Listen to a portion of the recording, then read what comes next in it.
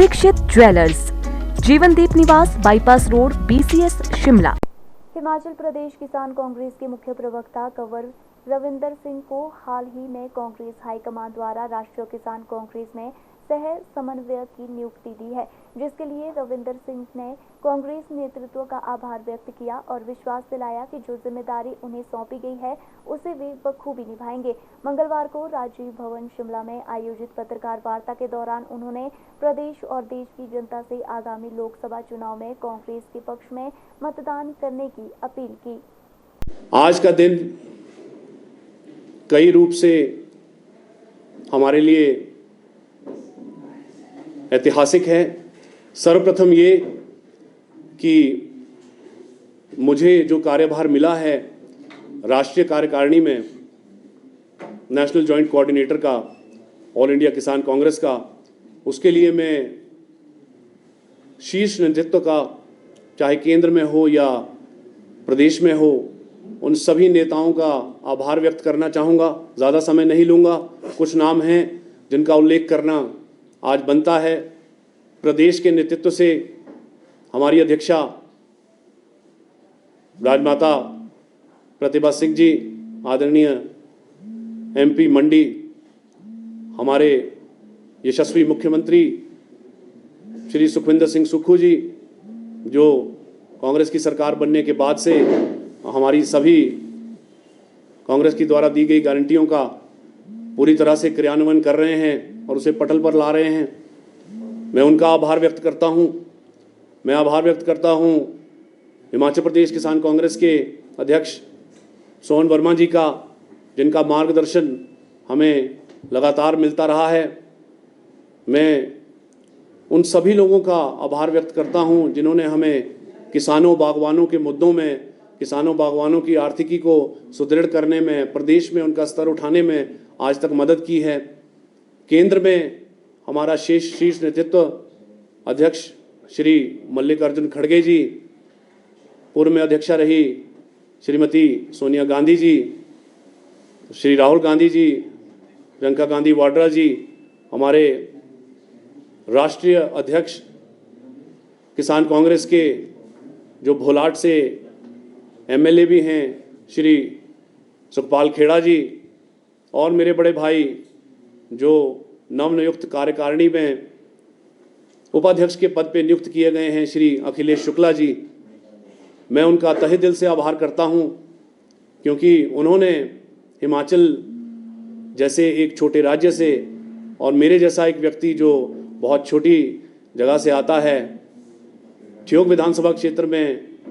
क्यारा नामक एक गांव है कंदरू परगणे के अंतर्गत, मैं वहां से आता हूं। डिस्ट्रिक्ट शिमला का रहने वाला हूं।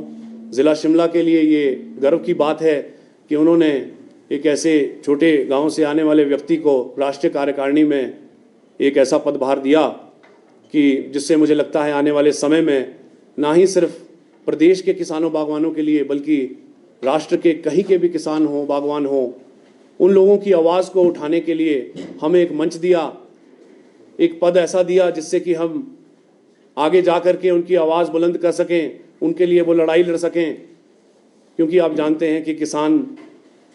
और बागवान इतना ज़्यादा ग्लैमरस नहीं रहता जितने कि बाकी फील्ड्स के लोग होते हैं, परंतु उसके मुद्दे राष्ट्रीय हित के होते हैं। वो हम सभी को कहीं ना कहीं छूते हैं।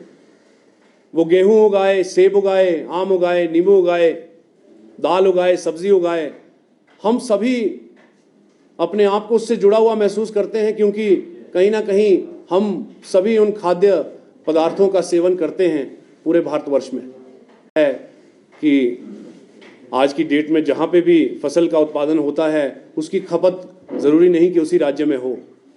आटा हम पंजाब का खाते हैं, दालें हम महाराष्ट्र की खाते हैं, तेल हम उन तटीय राज्यों से लाते हैं जहाँ पाम ट्रीज़ हैं, और इसी प्रकार से स्टोन फ्रूट से लेकर के दूसरे फ्रूट्स पूरे देश विदेशों में आयात निर्यात किए जाते हैं। तो हम कहीं ना कहीं ग्लोबल इकोनॉमी का एक हिस्सा हैं, और मुझे लगता है किसानों और बागवानों की जिस प्रकार की हालात आज हैं उससे हम सभी को फ़र्क पड़ता है, हम सभी को चिंता होती है। मैं आज बहुत लंबा आपका समय नहीं लूँगा, परंतु क्योंकि लोकसभा के चुनाव जो हैं वो बड़े नज़दीक हैं, तो हमें कुछ बातों पे आज बात करने की आवश्यकता है कि पिछले 10 सालों में जिस प्रकार से केंद्र में सरकार रही, क्या उससे किसानों और बागवानों की आर्थिकी में, उनकी आर्थिक स्थिति में उनको मजबूती मिली या नहीं मिली, उनके क्या मुद्दे रहे जो केंद्र सरकार ने उनके लिए क्या कुछ किया पिछले 10 सालों में, इसका आकलन करना आज ज़रूरी हो जाता है। क्योंकि आज लोकसभा के चुनाव हैं और यदि फिर से यह सरकार बनती है तो फिर आने वाले 5 सालों में क्या किस प्रकार का नज़ारा होगा और क्या स्थिति किसानों बागवानों की होगी, ये भी हमें आज ही सोचना होगा। मैं आपके माध्यम से बता दूं कि पिछले 1.5 साल से या उससे अधिक समय से, जब से भी हम प्रेस में आप लोगों के बीच मुखातिब हुए हैं, हमने भिन्न भिन्न मुद्दों को आपके समक्ष लाया है और केंद्र सरकार तक भी पहुंचाया है। मैंने इसके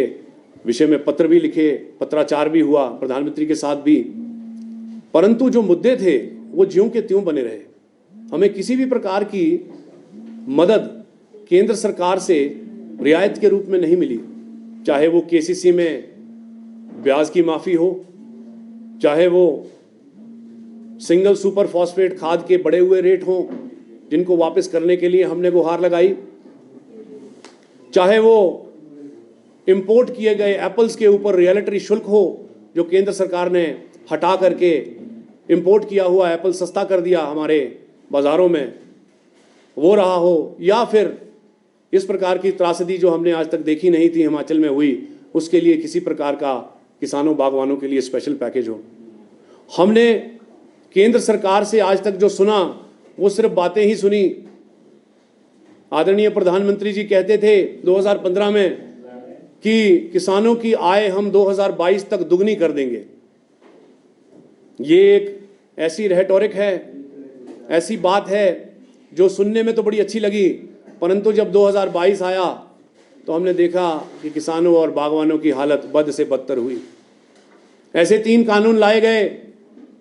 जिससे कि किसानों और बागवानों को सड़कों पे उतरना पड़ा। कई लोगों को, सैकड़ों लोगों को अपनी जान से हाथ गंवाना पड़ा। इस प्रकार की स्थिति किसानों बागवानों की एक ऐसे कृषि प्रधान देश में होनी अपने आप में बड़ा ही आलोचना का विषय है। मैं समझता हूं कि पिछले 10 सालों में जिस प्रकार की हालत किसानों बागवानों की हुई है, आने वाले समय में ऐसी ना हो, इसके लिए आज आवश्यकता है हम लोगों को आकलन करने की। आज आवश्यकता है किसानों बागवानों की बात को सामने रख करके एक नई सरकार को चुनने की। जिस प्रकार से हिमाचल प्रदेश में पिछले 1.25 साल से थोड़ा सा ऊपर का समय हुआ कांग्रेस की सरकार को बने हुए और विभिन्न ऐतिहासिक फैसले लिए गए, हमारे बागवानी मंत्री और आदरणीय मुख्यमंत्री जी ने जिस प्रकार सेब के लिए यूनिवर्सल कार्टन का प्रबंध अपनी वचनबद्धता के साथ फिर से दोहराया है, जो इस बार लागू हो जाएगा, इससे मुझे लगता है कि आने वाले समय में किसानों बागवानों की आय में इजाफा होगा, जो कि अपने आप में एक बड़ा ही हर्ष का विषय है। Bureau report, city channel.